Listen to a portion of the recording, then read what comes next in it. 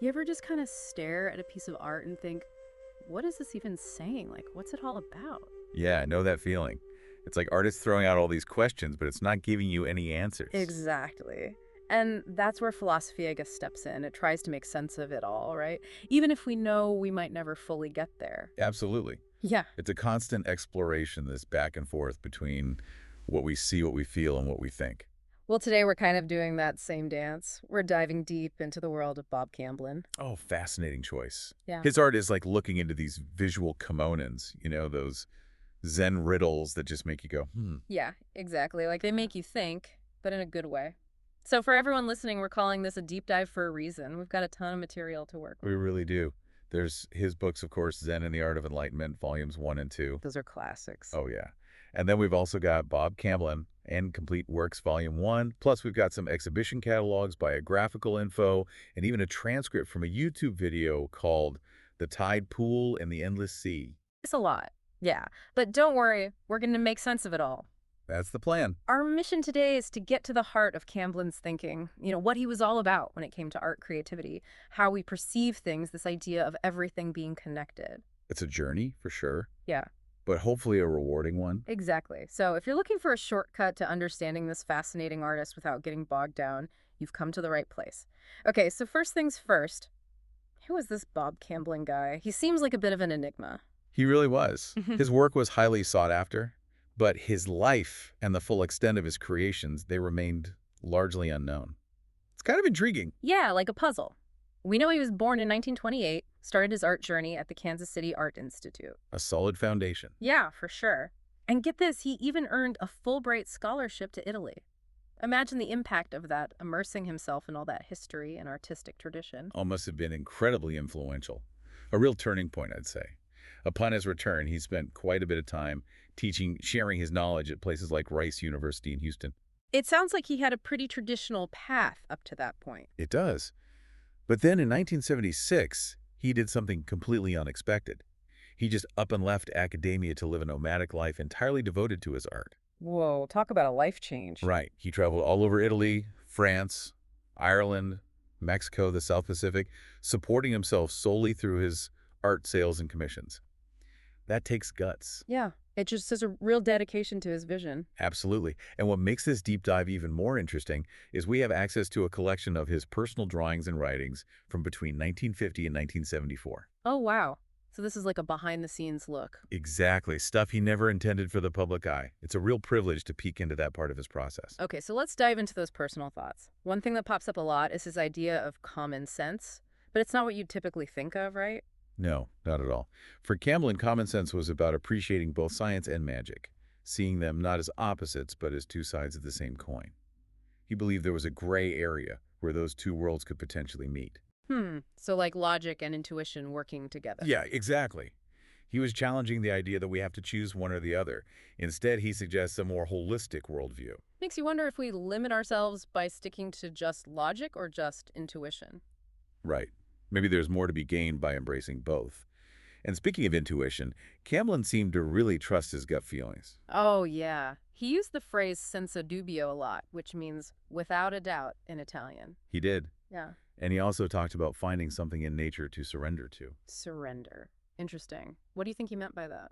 I think it speaks to his desire to connect with something bigger than himself, to let go of control and allow natural forces to guide his artistic instincts. It's like stepping back and letting inspiration come to you rather than forcing it. Yeah, a kind of creative humility. Mm. And, his views on art itself evolved over time. Oh, definitely. Remember that line, art for art's sake has become art for life's sake, or art for my sake, or art for survival's sake? Powerful stuff, right? It suggests a shift from art as a detached aesthetic pursuit to something much more personal and vital to his existence. Art as a way of understanding and navigating life itself. Exactly. And he also believed that the artist was the only free agent in the world. The only free agent. In a world full of rules and expectations, the artist gets to create their own reality. That's a pretty liberating thought, right? It is. And he had some interesting thoughts on how we use language to talk about art, too. Yeah, he was wary of over-intellectualizing art. You know how sometimes the words around a piece can overshadow the actual artwork itself? He referenced Tom Wolfe's The Painted Word, which critiques that very thing. So he was all about experiencing art directly, not getting lost in the theoretical jargon. Precisely. And you see this in his own work. He often incorporated text into his drawings, but it's never straightforward. Like it's more about sparking curiosity than providing answers? Exactly. The words become part of the visual language, adding another layer of intrigue. A bit like a treasure hunt for the viewer. I like that analogy. And then there's the idea of traps, which he mentioned quite a bit. Right, but not like physical traps. No, these were more like metaphorical obstacles. Yeah. Fear traps, time traps, self-made and world-imposed, as the review of The Art of Everything puts it. So like those things that hold us back from reaching our full potential. Yes, but Camblin didn't see them as purely negative. He believed that confronting these traps could lead to self-discovery. Interesting. So it's about turning challenges into opportunities for growth. Exactly. And he was also very much about finding balance. Oh, yeah. Phrases like resist and submit held in perfect balance and balancing and being for and against come to mind. He was fascinated by the tension between opposing forces, and he also recognized the cyclical nature of life. First chaos, then order, chaos, order, or vice versa, he wrote. Like the ebb and flow of the tides or the changing seasons. Precisely. It's this constant dance between opposing states. And speaking of unconventional thinking, his views on learning were pretty radical. Oh, yeah. I remember that quote, resist learning. Learn to fail. Learn to relax. Learn to feel. Learn how to really think. I didn't learn anything new, but I know a lot more now. It's a mouthful, but so insightful. Right. It's like he's saying true learning isn't about stuffing your head with information, but about embracing experience failure and connecting with your emotions and intuition. It's about getting your hands dirty, so to speak. Yeah. And about being open to the unexpected. And finally, this whole idea of everyone being a mirror. Ah, yes. Mirrors are not magic. Yeah. They just seem to be. Yeah. Everyone is a mirror, and that is magic. It's a beautiful thought, isn't it? This idea that we reflect each other and that there's something magical about that connection. Absolutely. It suggests a deep interconnectedness between all of us. Okay, so we've covered a lot of ground with Camblin's ideas, but let's zoom in on a specific piece, his painting, The Tide Pool. A great choice. Yeah. That one really encapsulates his philosophy. What makes it so special? Well, the painting itself depicts a rocky coastal inlet with a shimmering green tide pool in the foreground. It leads out to a turquoise sea under a soft sky. The rocks on either side almost frame the scene, drawing your eye to the pool. It sounds incredibly peaceful. Just the imagery alone evokes a sense of tranquility. And that's just the surface. The tide pool itself is incredibly symbolic. It exists in this liminal space between land and sea. A place of transition. Exactly. And the YouTube transcript links this to the Zen concept of stillness within motion and motion within stillness. So like the calm surface of the pool reflecting the ever-changing sky. Precisely. The pool is contained yet connected to this vastness. And then there's the reference to the Zen teaching of not stepping into the same river twice. Which reminds us that everything is constantly in flux. Exactly. Just as the water in the river is always flowing, so too is life in a perpetual state of change. The tide pool, while appearing still, is also subject to this continuous transformation. And then you've got those I Ching hexagrams mentioned in the video. Oh yeah, those are fascinating. Hexagram 61, Inner Truth, speaks to clarity, sincerity, and finding balance between inner stillness and outward action. Which ties in nicely with the reflective quality of the undisturbed pool. Right. And then you have hexagram 29, the abysmal water, which symbolizes the transformative power of water, its ability to shape even the most resistant materials. So the water itself becomes this metaphor for change and adaptability. Exactly. And the video makes this great point. Stillness is not separation. It is participation in a deeper flow. I love that. It's like even in moments of quiet contemplation, we're still part of this interconnected web. An awakening isn't a one-time event, but a continuous practice of returning to that present moment awareness. It's about finding stillness within the movement. Beautifully put. Yeah. And you can see this interplay between structure and surrender reflected in the painting itself. Oh, yeah. The solid rocks versus the fluid water. Exactly.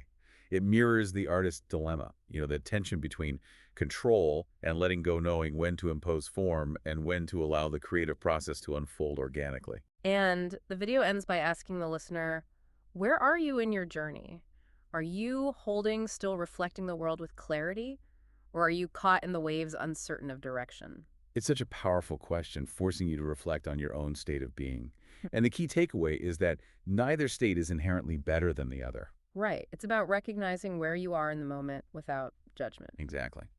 Okay, so we've talked a lot about Camblin's philosophy, But what about his influences and the people he collaborated with? Yeah, it's always interesting to see how an artist's environment shapes their work.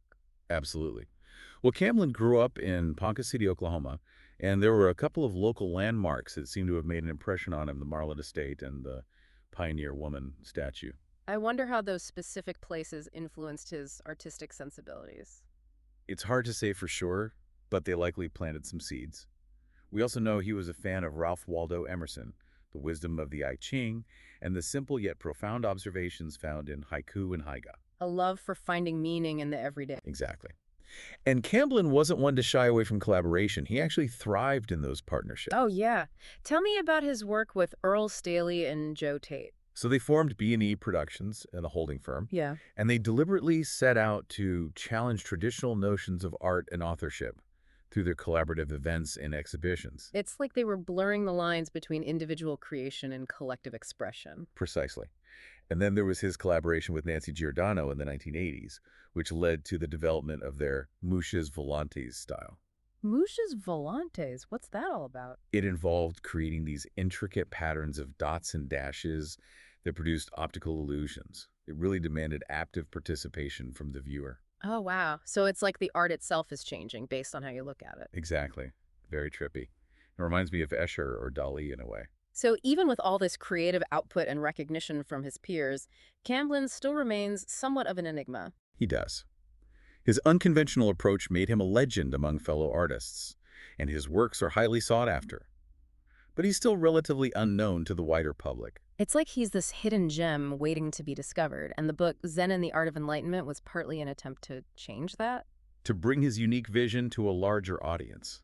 And the quotes from those who knew him really bring him to life. You know, like Pete Gershon calling him a mystical trickster figure. Or George O. Jackson Jr. talking about reading his art like a book. And his close collaborator, Earl Staley, describing him as a gregarious storyteller and his studio as this magical wizard's den. Those personal anecdotes add so much depth to our understanding of him. They do.